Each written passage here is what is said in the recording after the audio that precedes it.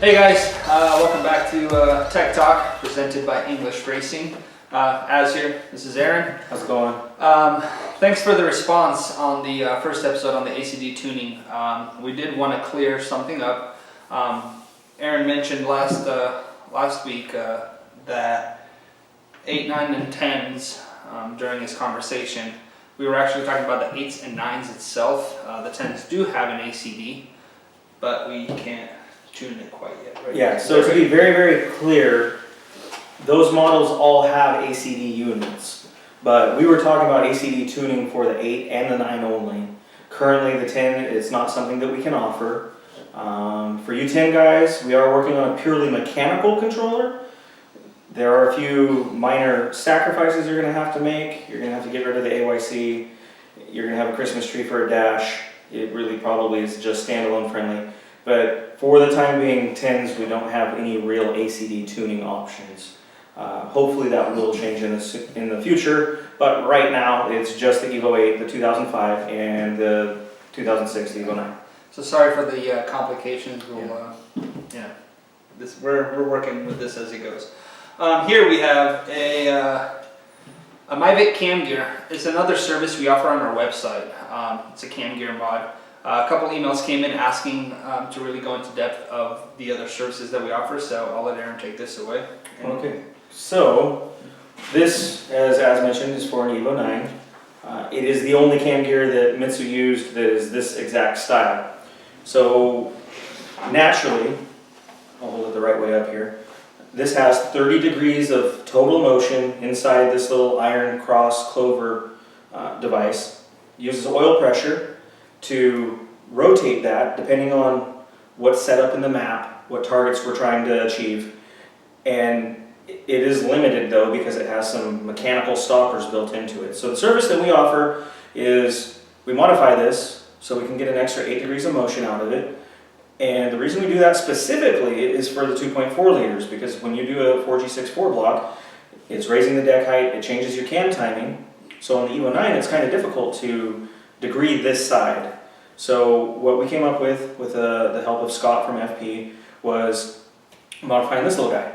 So for $150, I think it is, go in and we open the clearances to get more adjustment out of it. MIVEC is a closed loop system, so you don't have to change your MIVEC map. This will try to target it.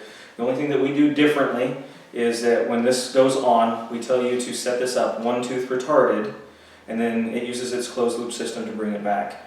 The exhaust cam gear, you would do the normal negative 3.75 degrees.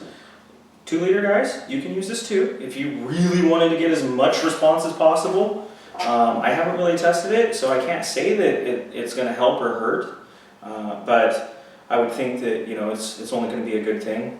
And I brought this prop, hopefully this works. So this is an Evo 9 cam, this is stock cam.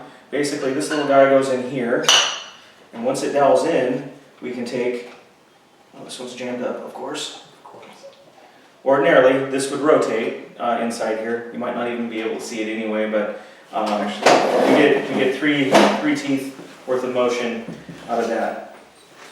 So ordinarily, you would be seeing this. It'd move internally. This particular one is jammed up, so it doesn't want to move for me, of course. But it would be something like that. And the way it gets the oil pressure, in case anybody ever wondered, is these 3 grooves right here, or 2 grooves right here. That lets the oil into the gear. So that pretty much covers the MIVEC gear and the why we're going to do that. So to clear it up, it's this little guy is $100 plus shipping actually. $100. And it's a same day job, so when you do send it in, we can knock it out on the same day and send it back the same day. Relatively quick, just like the ACD. Since we missed last week, it's been a busy week, sorry. We're kind of hit 2 topics into one. We actually had a lot of emails about our new crate motors that we have for the Evo 8 9s. We have a 2 liter, 2.2, 2.3, 2.4, and a 2.4 long rod. And then we also have the standard street, the race, and the drag packages. And a lot of people want to know what's right for me. So Aaron, I guess if you want to go through and give a range of from your street to your drag racing to, I know half mile is in now. Yeah, half mile's also fun.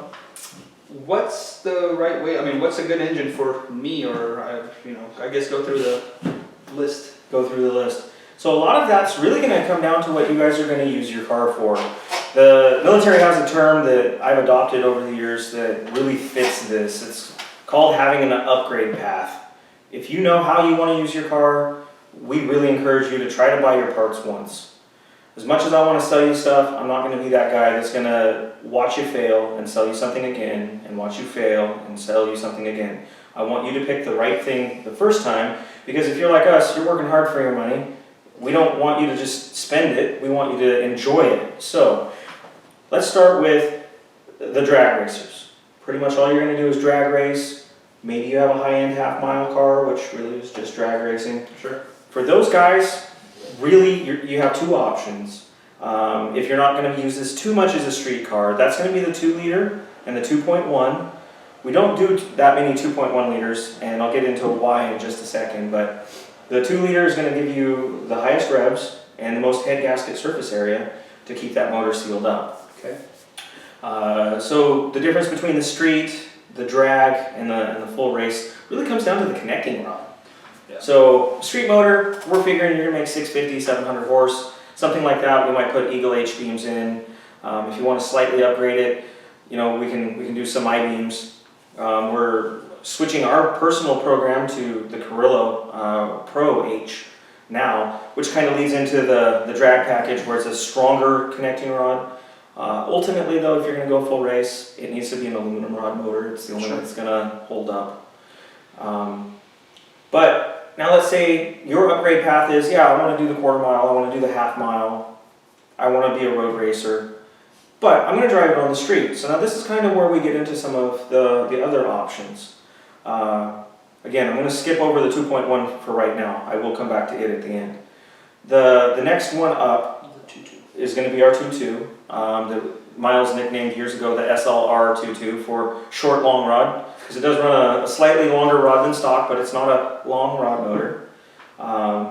We have it in a couple different options as far as we can do a 4G64 version where it's slightly bigger 2.2. We can do a standard 4G63. Again, that really comes down to how you're going to use it. I prefer the 4G63 version if it's going to be a drag race motor or a half mile motor, because you do get that much extra head gasket sealing surface. We can offer the 2-liter and the 2.2 in aluminum rods. Those are the only motors that we can do that for, so that's why they are the only ones with the full race package. Any of these motors we can offer with steel rods, but the 2.2 and the 2-liter, just aluminum rod only. Okay. We can't do that in the 2.3 and the 2.4. So the 2 to 3, a couple of emails asked, do those still exist? There are people that build 2.3s. We're experimenting with a motor that we call a 2.3, but it's not a traditional crankshaft. It's not from a 4G64. So 2.3 was great back in the day when you could take stock parts, you could build a motor really, really fast, and have a long stroke motor. You get some displacement. The disadvantage with the 2.3 for anything other than a street motor is that it does get RPM limited fairly fast, just because we're swinging that 100 mil crankshaft.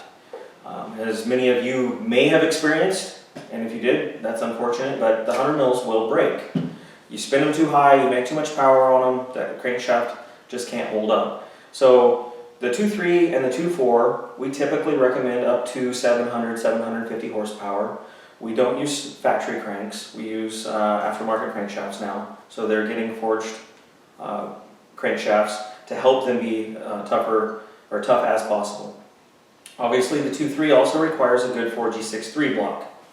There's some people that are concerned about having the original block in the car, so that's probably the only reason I personally would do a 2.3. Okay.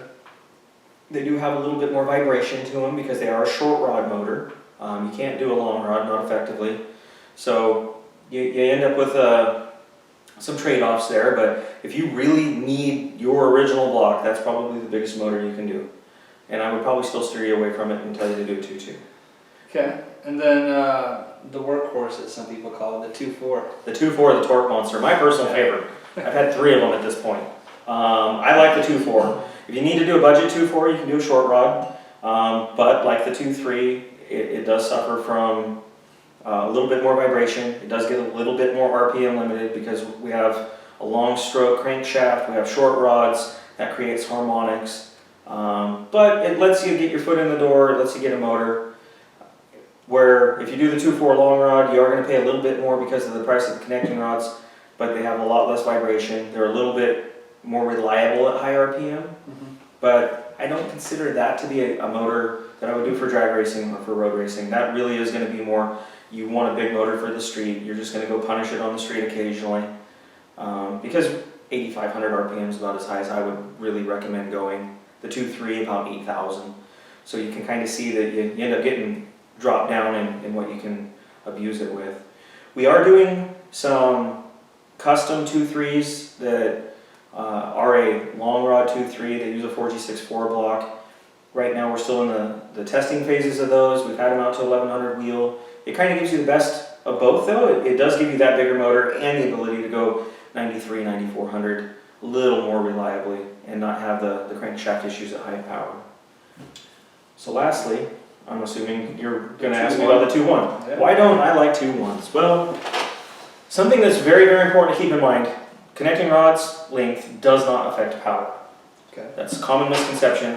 I've tested it back to back. Short rod 2.4, no changes. Long rod 2.4, no changes.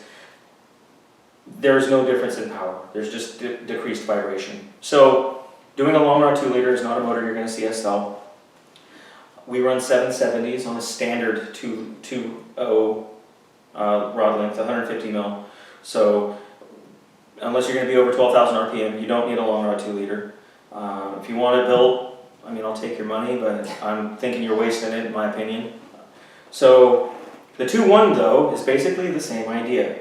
Now the problem with the 2.1 is you're really not getting that big a motor, but you got to use a 4G64 block, which it gets more expensive when you get the block prep right and the cylinder head prep and everything's coming together, and you only have a motor that's 100 cc's more.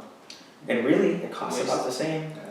I'm not going to say it's a waste. You know, Maybe you don't have that last $600 for a crankshaft or $700, whatever it is. save it. So you want to save it, you do the 2.1. I mean, there's nothing wrong with them, but if I was going to be forced to use a 4G64 block, I would do a 2.2. To me, there's no reason not to. For the price of the crankshafts, we can throw an Eagle in there, make sure everything's good to go, and the motor ends up, I think, we'll call it a 2.25 liter, I think is what it is. And then at least you got a bigger motor, so it's going to be a little bit more fun. Do know that rarely does anybody have a stock car currently. So when people call in for motor builds, we're not going to essentially give you a quote over the phone because there's a lot of variables that go into quoting a motor. You can shoot us an email or hit the contact us tab on our website, and basically what we want from you is a rundown of what you currently have, because if I can reuse your parts to save you the money, I'm going to do it. Like Aaron said earlier, I'm not here to just throw parts at you and you must buy all new everything. When we work on something, our name stands behind it, so I'm covering our end and your end at the same time. So we have crate engines on online. Basically, if you want a complete, ready to go, drop in every single component, we have the prices. They are a little shocking in the beginning to the eye, as you would expect. But like I said, nobody's stock. A lot of people have parts they can reuse, so hence the email of everything that you have. And then kind of your goals, like Aaron said, you want to drag, you want to just be a street monster. We can kind of figure out and work with you on what the best route is. So Exactly. A lot of variables go into it. So There's going to be a dedicated drag car, a dedicated road race car, just a fast street car. There's a lot of different ways that you can do that. One thing that a lot of people don't realize is we do offer bare short blocks. that we do. They look at the price, they get sticker shock, then they go to Joe's Garage, and Joe's Garage says, hey, I got this motor for $3,200. Well, cool. Thing that Joe doesn't tell you for that $3,200 is you don't get head studs with it, you don't get a gasket kit with it, you're not getting a new oil pump, you're not getting a new water pump. These are all things that you're going to have to source yourself. And honestly, when you buy a package, you are getting a better price versus you're going to take the time to have to do everything individually, and then you have to make sure that it's right. Where you have that guarantee that we do this enough. I'm not going to sell you a gasket kit for a 4B11 for your 4G63. You might accidentally click on it because maybe Joe's Garage doesn't have their website correct. And then you're out shipping and you're out time. So we can offer those if that's something that you are interested in. Like as said though, please contact us via email. We're not going to advertise them. Because ultimately we know that by the time I get your core, I double check that there's nothing wrong with it. It goes to the machine shop. Maybe I can use your motor. Maybe it has to get turned into something a little bit different down the road, and that's not exactly what you wanted. Sure. So, you know, we work with you as much as we can, but as also mentioned, our name's behind this. You know, we're going to do it our way, not just because we think we're right, but we're trying to offer you guys the best product for your hard-earned money. Over the years, Lucas has grenaded numerous motors trying to figure out the best combo.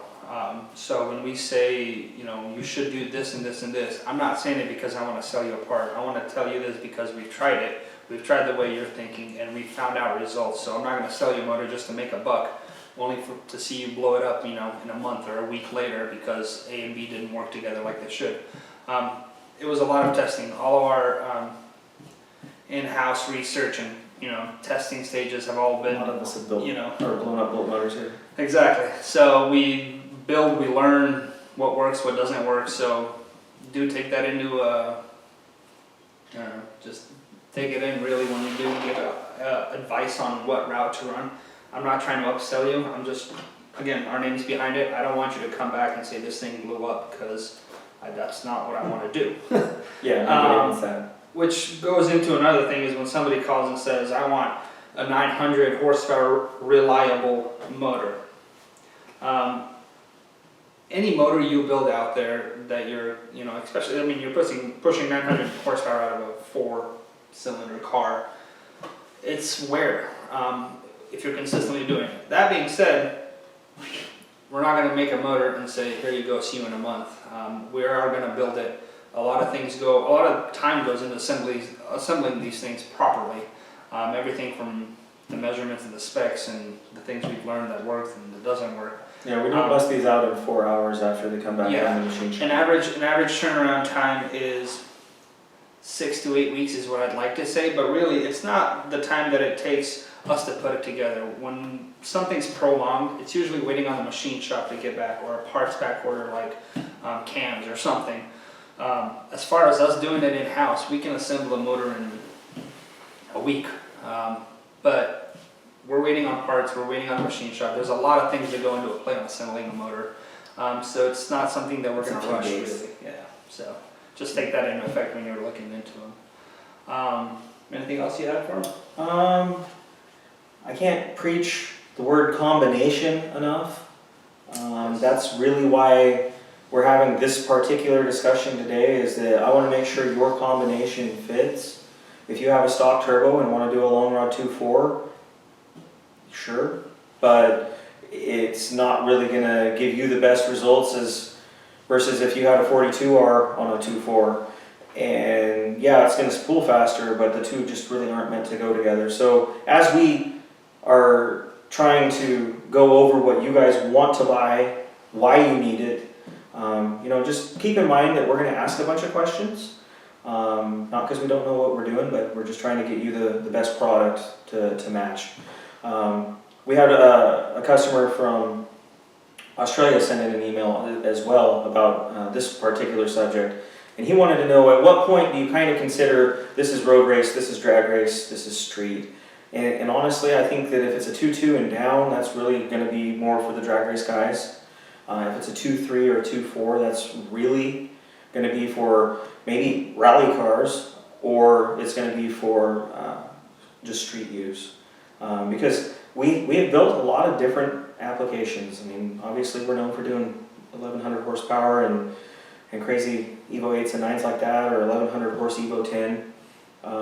We're not going to talk about the Evo 10 packages this particular episode. If it is something that you want to talk about, we'll make a completely separate one for that. Just let us know. But getting back to the description here is that, you know, how you're going to use the car is as important to us as what parts you want, because we're really going to be able to match the two together so that you're going to be the happiest in the end. Awesome. Well, as always, thank you. Subscribe to our channels.